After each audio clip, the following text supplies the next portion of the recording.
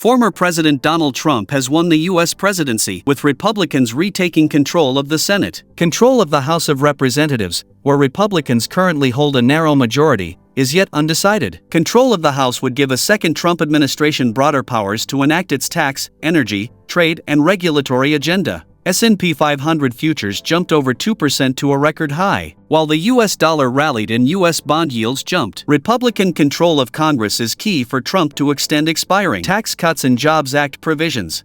He is likely to propose new cuts, potentially including corporate taxes. Congressional budget procedures allow deficit increases over the next decade, likely meaning persistent budget deficits, one factor we think will push up long-term Treasury yields. On trade, Trump has proposed a wide range of tariffs, including 60% on China and 10 to 20% universal tariffs. He will likely make this an early priority, yet implementation is uncertain. This protectionist stance could reinforce geopolitical and economic fragmentation, a structural factor we see keeping inflation higher in the medium term. A reduction in legal immigration could impact the labor market. Trump's win likely means some deregulation, including rolling back banking regulations, though big tech may remain a bipartisan antitrust focus. Under Trump, we see Republicans aiming to boost energy production, though U.S. oil and gas output has already hit all-time highs, and ramping up production takes time. Scaling back parts of the Inflation Reduction Act, like electric vehicle credits, is on the agenda, but full repeal seems unlikely, in our view. We expect Trump will pursue permitting reform to expand energy infrastructure.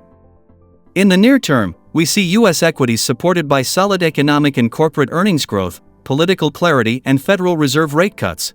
Longer term, much depends on how much of Trump's agenda is enacted. We think energy, financial, and tech sectors can benefit, partly from deregulation.